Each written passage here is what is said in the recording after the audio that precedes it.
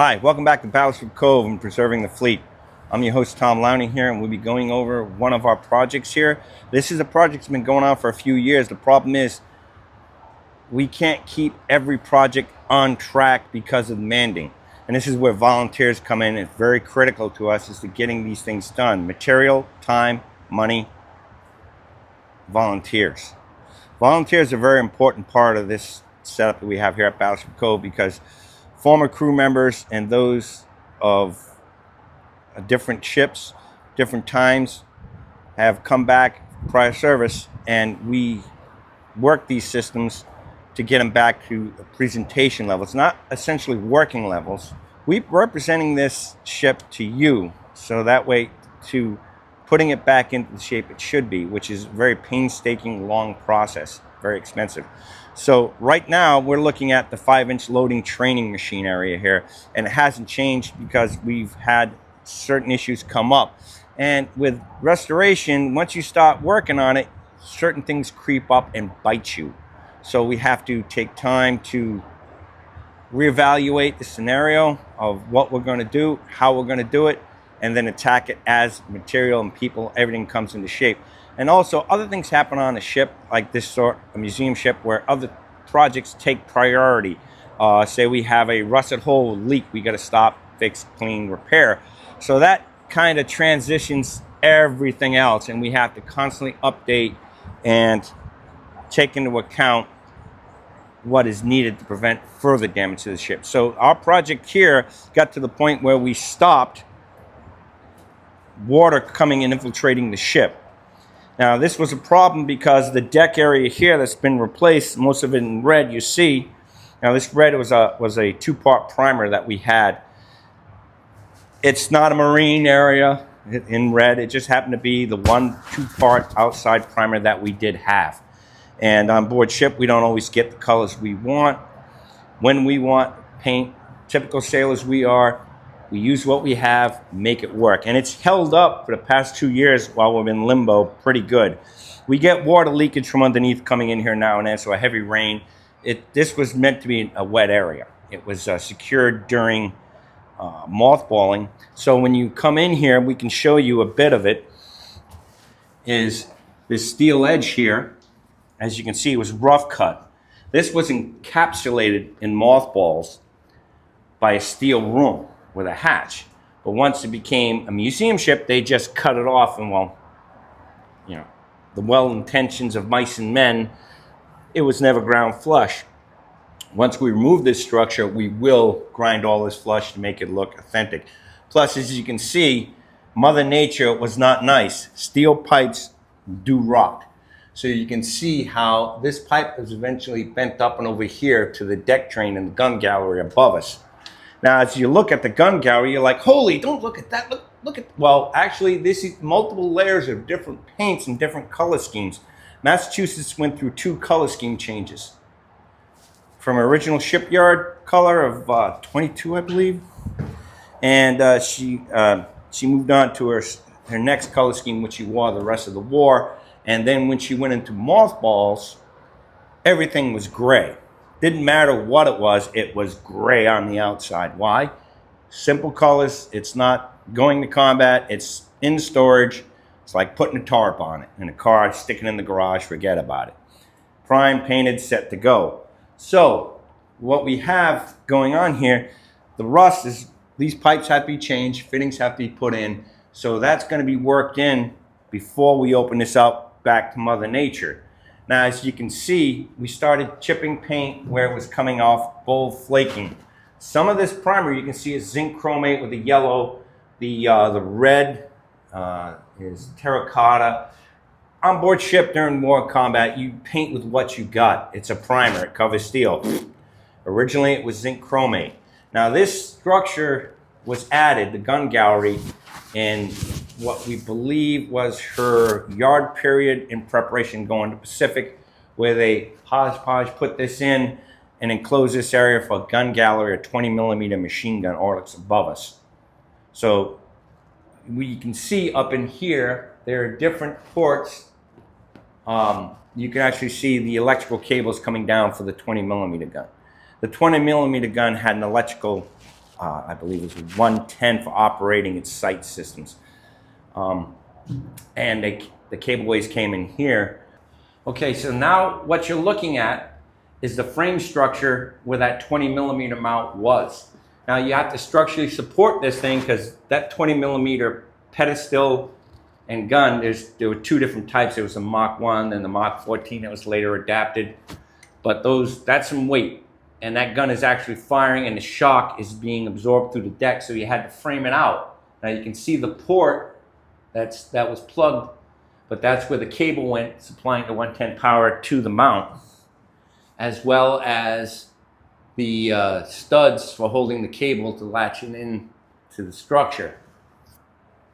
So getting up in here in these spots is very difficult and requires some work. Right now we removed the staging. We're using the staging in another spot since this is on hold.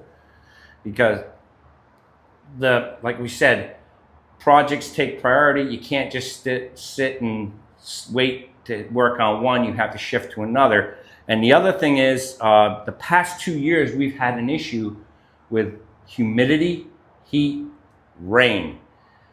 This turns into an easy bake oven, and you can't lay paint on something that's like 100 degrees when that deck heats up, because the paint won't cure enough to the steel. It'll rapidly dry and it won't bond and it'll flake off within a year or two. So we have to time everything out here for the right environmentals to happen, as well as like last year, every weekend we had volunteers on here. Out of the, I think it was 19 weekends for a summer that we had ambient temperatures to paint, it rained. So humidity just nixed anything out here. So a whole year we couldn't paint outside. And Mother Nature's been throwing that curve. It was really funny because it was the weekends that rained, the rest of the week was fine. But our volunteers have to work for a living, so they can volunteer on the weekend, and well, other projects kicked in. Multiple factors. Restoring a ship is worse than a house. You think your house is bad? Try a battleship. Museum ships require lots of money, lots of time, lots of people, and coordination of elements. And we don't always have that luck. And this summer has not been the greatest either, but we're hoping here as the late summer and fall roll in, we'll have better opportunities. And we'll be able to get back in this a little bit full-fledged. We worked a little bit at a time, certain sectors, as you saw the framework and the overhead, and how we're kind of feathering everything in. We'd all love to just strip everything down, but we can't do that. It's cost prohibitive and time, unless we get somebody funds $14,000, so $15,000, so we get one of these nice depainting lasers that we can kind of run through everything, it'll be great. But we don't have that right now. As you can see, the stands are all set and primed. We're not going to do the painting on this. We have to finish cleaning up a few things and setting it. With that, you can see the two stands, because this is a simulator for training for port and starboard side of a gun mount, left and right, as we say in the guns, because a gun mount turns, so you don't refer to it as port and starboard gun, you refer to it as left and right, because the mount is continually changing its angle. So you try to keep everything oriented to center of the gun. So right here would normally be where you would have your hoist for the projectiles. And in the deck, you'd have the two powder hoists that come up. The simulated ones here were actually cut into the deck. Now we found down below in the stack room below us what was left, the one that rotted out and fell, because they plated this over, and the deck was slowly rotting. So we can actually cut a new one with the rusted template. I mean, it's rusted through. If we tried to get down to bare steel, there is none. It's just, we got it for dimensions wise, it's toast, and we're going to work something out here, but that's again long term. We want to reopen this, so we had to take everything out of here, rebuild the base, if you saw the earlier videos, and rebuild the deck. Now we tried to do it so any water in here is shed out to a drain in the back corner. That way we don't have puddling water. Now we have to put the plating back in here for the hoist. What we have here, these are the actual hoists, simulated training projectile hoists that were taken out. As you can see, the bases are rotted. So this means this has to be an effort to restore this. That is going to have to be done on a bench, and then new plates set up, because this plating actually came out and around, and we're going to have to consult the plans and get it set up, because your powder hoist was set up at an angle back this way over around this area in respect to where that is. So that deck plating came out over here. All the angle iron rotted out. They cut that off. They took the plates, they stuffed them inside a storage space, and it did not fare well over. And so we're going to have to, in time, to restore it back to a authentic looking loading machine. Not functional, but it's not as a training machine. It cannot hurl a projectile, or it was used to train the crew in the physical motions of the gun. Instead of firing the gun all the time and wasting ammunition, you did it as a trainer on board to be proficient. So we're going to have to redo all these, and that's going to take time. This is the catch tray, one of them, that was inside underneath the slide that would catch the projectile coming out, and the powder can. So that way you could take it, feed it from back behind. Now, as you see here, we've got these put aside, protected so the kids don't keep hurting themselves or running into it.